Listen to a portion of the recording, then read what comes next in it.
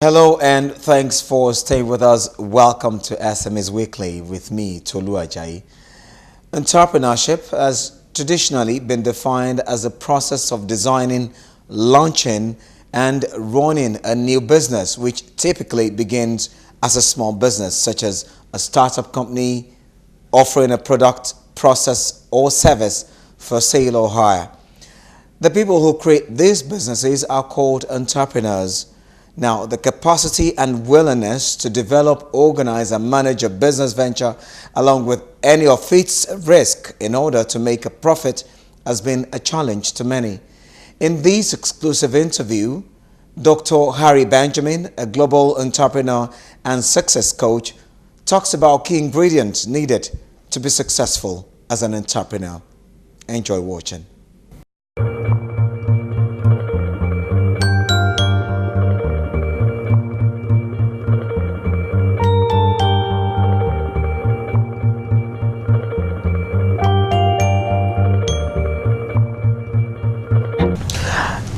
Dr. Harry Benjamin, hello and welcome to SMEs Weekly. It's nice having you here. Let me start by asking you, what informed that transition from being a medical practitioner to becoming a successful entrepreneur and a life coach? First, let me just thank you as well for giving me the privilege to be on this program. SMEs is a very, very important part of the future of the global economy. So I'm very excited that I get a chance to share my own experience of getting into that arena, and I guess leaving the context of a sole profession. I got into medicine. I would say I got into medicine as a mistake. So when I say a mistake, I mean I didn't want to be a doctor. When I was growing up as a child, I wanted to be rich. And I think every one of us as human beings have that innate desire to be wealthy. So I thought, based on what my parents were telling me, based on what the culture was telling me, that if you wanted to be wealthy, there are three professions that we choose from. You either become a medical doctor, a lawyer, or an engineer. Those are the three big professions. We think the individuals who are in them are wealthy. So when I was halfway through medical school, I started to examine doctors that had been working for 15 years, 20 years. What was their lifestyle? What type of cars were they driving? You probably played Dream Car. I don't know if you played Dream Car when you were young like myself. And in playing Dream Car, I used to dream of Ferraris and Lamborghinis and Rolls Royce and Mercedes. And when I looked at the doctors, they were driving Corollas and Honda Civics. So I realized I had a challenge on my hand. And while I was graduating from medical school, I was selling of cars on a part-time basis while I was working as a doctor. And I realized that I was earning more money with selling 3 cars part-time. The profits from 3 cars was more than my salary. So it clicked to me that being a business person made more sense. I think what helped me personally was I saw my mom leave from paid employment into owning her own shop. And after I saw her own shop, I realized we were traveling. So the memories of those experiences coupled with what I had experienced initially gave me the impetus, that initial push to move now into focusing more on the car business. And it took me about a year after I graduated from medicine to 2 years to leave medicine behind, to the chagrin of a lot of people, including my mother. How did you get to see opportunities in being an entrepreneur? What were those things you saw that this is where my future lies? Okay, well, the good thing is, I saw my vision of what I could become in the car industry. I saw what the possibilities were. There are several examples of others who were very successful in the industry as well. So I could see what the future would be like if I stayed the course. So I started working on it, built it to where I met my wife and we got married, 3 children now. We ran that car business for 16 years. So for the first, I would say, 8 years, it was just rocking. For the first 8 years, the car business was rocking, was doing very well. We earned a lot of money, allowed us to buy Maserati, convertible BMW, Range Rover Sport, GL450 Mercedes Benz, built a $1.7 million home in Florida. So it allowed us a very good lifestyle, the car business. We saw some changes though that started to happen about 2004. We started to see a decline in our revenues. And I didn't understand the word at the time, globalization. I didn't understand this whole idea of a global village, a global marketplace, and what the internet was doing. And then that started bringing about some changes that opened us up to trying to find other ways, because for us it was a one stream of income. It was a business, one business that you own and you run, so we had one stream of income coming in. So I started to look at how could I have other streams of income that would come in apart from what we were doing with the automobile business. And we started doing some real estate, some different things, and it was a business now that we do that involves a lot of success training, a lot of entrepreneurial development, teaching people success skills, and that business has really allowed us now to create a global platform that we're a part of. I'm not the originator of it, but I'm taking advantage of that platform because it's so awesome, and it gives us a large reach beyond what we would normally have to deal with when we look at businesses with single streams of income. People are talking about mentorship, life coaching. How did you, what is different? What experience do you think you'll be bringing, or that you've brought into entrepreneurship, into life coaching, that you think people can latch onto?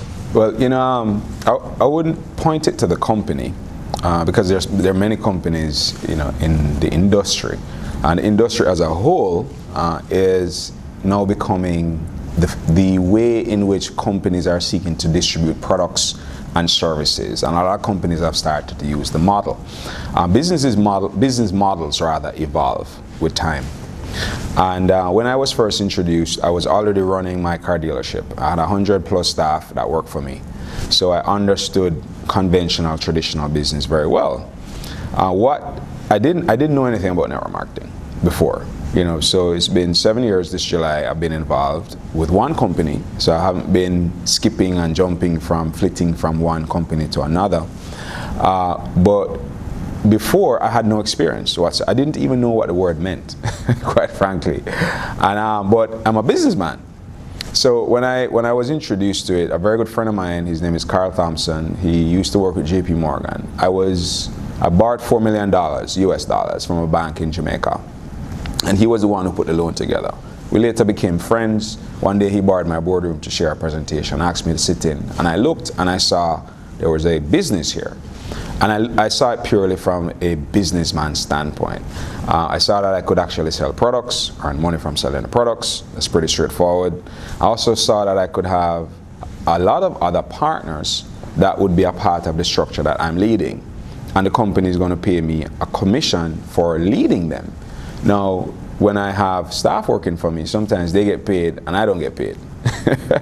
But in this model, I saw where each person didn't work for me now, they work for themselves. And it is my skill of helping them to succeed that determines how much I earn. So once I got an understanding of that, I realized that, well, if I could train 1,000 people to be successful and I get a percentage of their success, that's good common sense. And I bought into this simple phrase. And if you buy into the phrase, then it will make sense to go through the process to become a professional in the industry.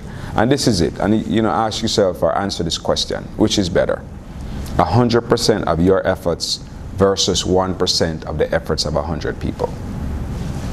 It's clear that 1% of 100 people is better than 100% of our own efforts.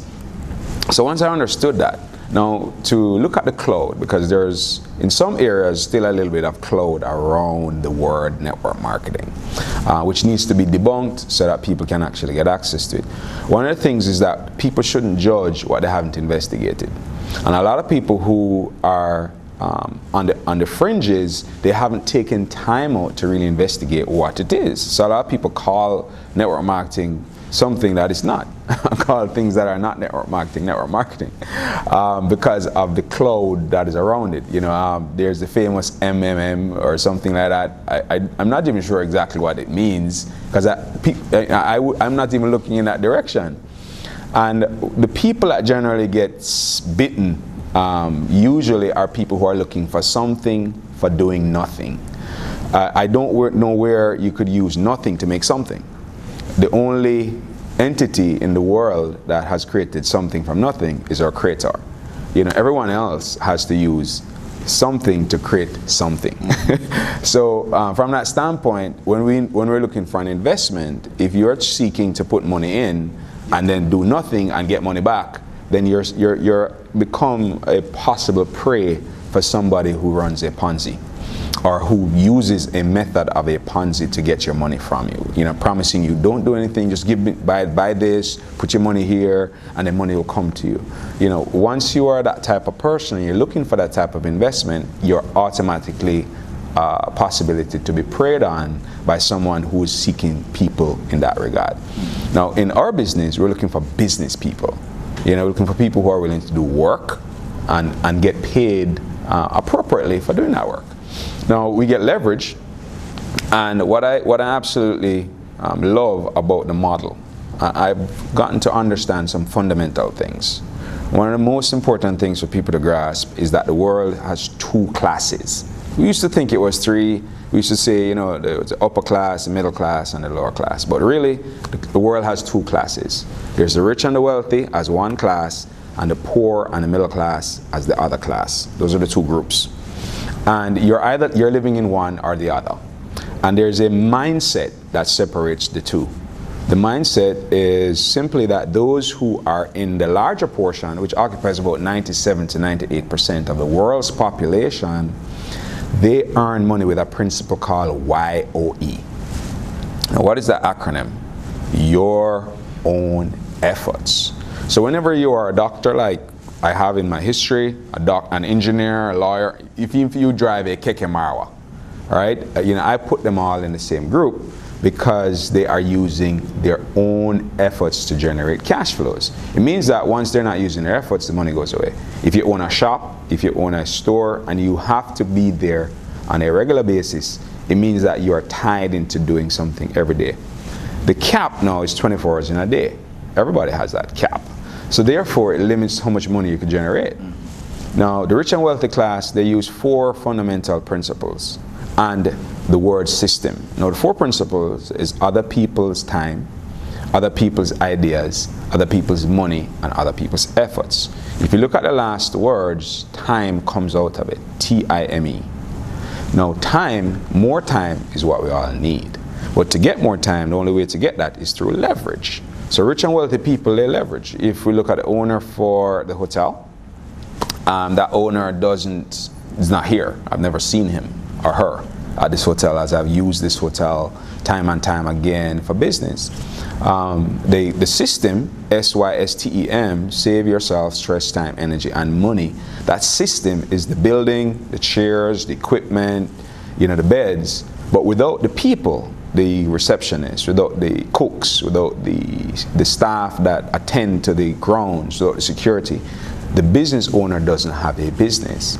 So it's not the hotel that he earns money from, it's the people within the system that allows him that leverage for him to be able to have the cash flows.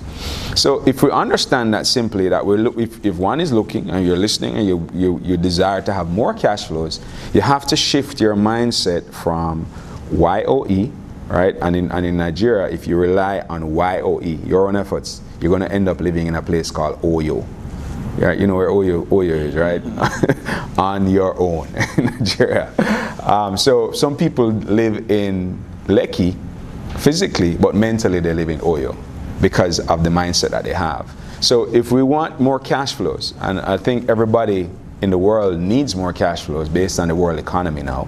So we need multiple streams of income, but we need legitimate multiple streams of income and not things that are called network marketing, but are Ponzi's, right? We need businesses that are moving products or services of value, and that value is exchanged for someone's money.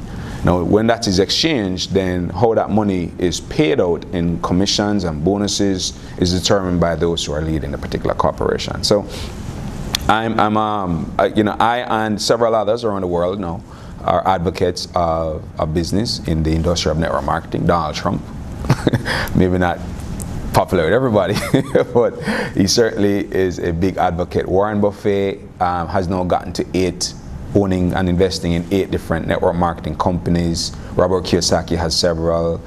several very successful business people have made it clear.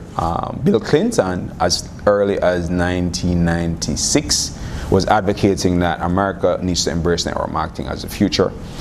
So there is enough evidence now, right? But there is still the cloud of people misusing the platform. Like if you look at banking, there are people who misuse the banking platform and create Ponzi's. If they're not regulated by the Central Bank of Nigeria, it can be a big mess. And even when they're regulated, it still sometimes turns out to be a big mess because people play games with people's money. So, there are those types of individuals, there are those types of entities, but they should not be confused with legitimate businesses that are geared towards moving products and services and creating value. You've been in Nigeria for about 3 years. You've been become a successful life coach and entrepreneur for quite a number of years. What is your experience doing business in Nigeria? How would you describe your experience of doing business in Nigeria? It's been wonderful. I think this is one of the best times in history that we could be in the economy. Why? Challenges are a lot. When there are challenges, that is the opportunity, because behind the challenge is the opportunity. The challenge requires a solution. So if you are a solution provider, then money comes to you. Money comes to the solution, not the problem. But if the problems are not there, then you don't have the opportunity to provide solutions. So I'm pretty excited. When you look at the changes that have occurred because of the changes with oil, the exchange rate, these things have put major challenges in front of us as human beings. So what it pulls out of us is more resourcefulness. You have to become more resourceful if you want to thrive, if you want to even survive, if you want just a decent quality of life. So as a result of the changes that have happened now, it has provided a pool of more people who have lost jobs, like Monica Nyoka, a good example. I met her 2 years ago. She worked with a large bank in Nigeria for 10 years. And with the changes that have happened, she lost her job. 2 months before she lost her job, her husband lost his job in the airline. So both of them now were suddenly out of work with 2 children to take care of. They were introduced to the opportunity that we do. And the first month, she sold over $1 million in products, just selling the products, by us guiding her and showing her what to do. She's now recorded, I believe it's over $3 million in income. She's decided not to go back to paid employment because she's been through coaching, personal development, and her mindset has changed from YOE to now a rich and wealthy mindset because she realizes the power of leverage. Now, Monica, who used to work with the bank, she now has business in Minna, Kano. She has business happening in Port Harcourt here in Lagos. She has business in Chicago. And this is a mom and a dad who were just confined to getting salaries before. I have Damola Johnson. He lost his job last year, February, and 3 months he was without work. He came to one of our presentations with 20,000 naira in his bank account. He's now gone to earn over $1 million naira. Another couple, Shioma and Obina and Yagwa. But Shioma and Obina, rather, he was working for 7 years as a manager with a big logistics firm in Nigeria. It's multinational, actually. And he was able to rent a home, and he got a company car to drive, but his salary wasn't enough to buy a car. But so that he got it, to give perks to us when we were employees. And he had slumped twice on his job because of the stress. Right, he's had a lot of health issues, and he was worried about his health. One of his colleagues died on the job, so he was paranoid. He came looking for a way to transition, and when he joined with us, that was 3 years ago. He said a year later he wanted to double his salary, right, by working the job and doing this business part-time. So nobody has to leave their job to do it. He did it part-time. And in the part-time that he was doing that, in 6 months, he doubled his salary. And after a year, his tithe, I think it's zakat in Muslim world, but tithe in Christian world. And after a year, his tithe was greater than his last salary. So, he forgot about the job, gave it back to the company, which obviously allows for someone else to come up and take that spot. So, you know, moving into being an entrepreneur raises up other people as well. And so for him now, he's gone on to buy a ML Benz. He and his wife last December moved into their own home. So 2.5 years of doing this business, 7 years, rent home, given a car. 2.5 years, own car, own home. No collecting rent because they added a section to their home and rented that out. So they've created another source of income out of this cash flow that they have from here. There are many stories like that emerging, you know, and continuing to emerge. I could give you several names here in Lagos of, you know, your brothers and your sisters who are doing well. So the model, when it's done correctly, will help people to add an extra source of income without interrupting the first source of income. As it gets bigger, some people eliminate jobs.